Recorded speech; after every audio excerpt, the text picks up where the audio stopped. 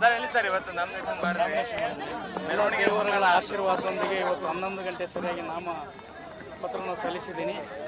ಈಗ ತಾನು ನಾಮಪತ್ರ ಸಲ್ಲಿಸಿ ಮುಗಿಸಿ ಬಂದಿದ್ದೀನಿ. ಅದೇ ರೀತಿ ಶಕ್ತಿ ದೇವತೆ ತಾಯಿ ದುರ್ಗಾಂಬಿಕಾ ದೇವಸ್ಥಾನದಿಂದ ಮೆರವಣಿಗೆ ಬಂದು ನಮ್ಮ ರಾಜ್ಯದ ಮುಖಂಡರಾಗಿರ್ತಕ್ಕಂಥ ಯಡಿಯೂರಪ್ಪನವರು, ಸಿ ಟಿ ರವಿಯವರು, ಶ್ರೀರಾಮುಲವರು, GM ಸಿದ್ದೇಶನವರು, BP ಹರೀಶ್ ಅವರು, ರೇಣುಕಾಚಾರ್ಯರು ಮತ್ತು ಇನ್ನಿತರ ಎಲ್ಲ ಶಾಸಕರು, ಸಂಸದರು, ಮಾಜಿ ಸಚಿವರು ಎಲ್ಲರೂ ಕೂಡ ಆಗಮಿಸಿದ್ದಾರೆ. ಬೃಹತ್ ಮೆರವಣಿಗೆಯೊಂದಿಗೆ ಯಡಿಯೂರಪ್ಪನ ಜೊತೆ ಮತ್ತೊಂದು ಸೆಟ್ ನಾಮಪತ್ರವನ್ನು ಸಲ್ಲಿಸಲಿದ್ದೇನೆ. ರಾಜ್ಯ ನಾಯಕರು ಯಾರು ಬರ್ತಾರೆ?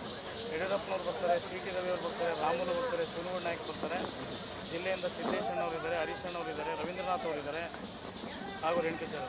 ಮೆರವಣಿಗೆ ಎಲ್ಲಿಂದ ಸ್ಟಾರ್ಟ್ ಆಗುತ್ತೆ?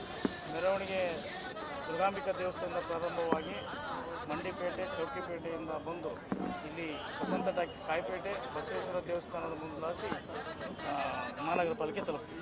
ಎಲ್ಲೊಂದು ಕಡೆಗೆ ಮುಸ್ಲಿಂ ಮುಖಂಡರು ಕೂಡ ಬಂದ್ಬಿಟ್ಟು ಬಿಜೆಪಿ ಸೇರ್ಪಡೆ ಆಗ್ತದೆ. ಯಾವ ರೀತಿ ಪ್ಲಸ್ ಪಾಯಿಂಟ್ ಆಗ್ಬೋದು? ಭಾರತೀಯ ಜನತಾ ಪಾರ್ಟಿ ಯಾರು ಬಂದರೂ ಬೇಡ ಅನ್ನೋಲ್ಲ, ಪಕ್ಷ ಒಂದು ಸಿದ್ಧಾಂತವನ್ನು ಒಪ್ಪಿ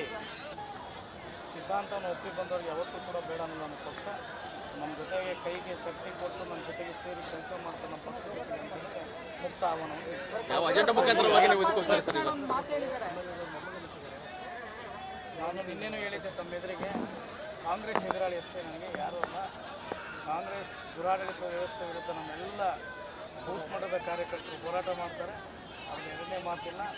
ಮೇ 4ರಂದು ವಿಜಯದ ಪತಾಕೆ ಹಾರಿಸ್ತೀವಿ. ದಕ್ಷಿಣ ಈ ಬಾರಿ ದಾವಣಗೆರೆ ದಕ್ಷಿಣ ಬಿಜೆಪಿ ಪಾಲಾಗುತ್ತೆ. ಸರ್, ಬಸನಗೌಡ ಪಾಟೀಲ್ ಯತ್ನಾಳ್ ಬಿಜೆಪಿ ಸಮರ್ಥ ಅಭ್ಯರ್ಥಿನ ಹಾಕಿಲ್ಲ ಅಂತ ಹೇಳ್ತಾ ಇದ್ದಾರೆ. ಬಸವಗೌಡ ಪಾಟೀಲ್ ಯತ್ನಾಳ್ ಯಾವ ರೀತಿ ಹೇಳಿದಾರೋ ಗೊತ್ತಿಲ್ಲ. ಹಿರಿಯರವರು ನಮಗಿಂತ ಅನುಭವಿಸ್ತಿದ್ದಾರೆ. ಒಬ್ಬ ಭಾರತೀಯ ಜನತಾ ಪಾರ್ಟಿ ರಾಷ್ಟ್ರೀಯ ಪಕ್ಷ ಯಾವುದೇ ರೀತಿಯಂಥ ನಿರ್ಧಾರ ಮಾಡಿಲ್ಲ ಅಂತ ಎಲ್ಲರಿಗೂ ಗೊತ್ತಿದೆ.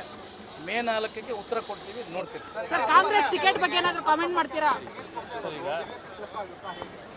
ಆಂತರಿಕ ವಿಚಾರ ಅದು. ಯಾವಾಗಲೂ ಕೂಡ ನಾವು ನಮ್ದೇನು ಅಜೆಂಡಾವನ್ನು ಇಟ್ಕೊಂಡು ಮುಂದೆ ಹೋಗ್ತಾ ಇದ್ದೀವಿ, ಅಭಿವೃದ್ಧಿಯ ಪದದತ್ತ BJP ಅಂತ ಏನು ಹೋಗ್ತಾ ಇದ್ದೀವಿ ಅದ್ರ ಇಟ್ಕೊಂಡು ರಾಜಕೀಯ ಮಾಡ್ತೀವಿ.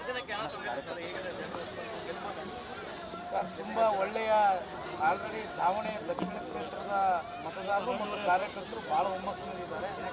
ಅವರೆಲ್ಲರೂ ಕೂಡ ಇವತ್ತು ನಿರ್ಧಾರ ಮಾಡಿದ್ದಾರೆ, ಕಾಂಗ್ರೆಸ್ಸನ್ನು ಕಿತ್ತೊಗಿಬೇಕು, ಭಾರತೀಯ ಜನತಾ ಪಾರ್ಟಿಯನ್ನು ತರಬೇಕು ಅಂತ ಹೇಳಿ.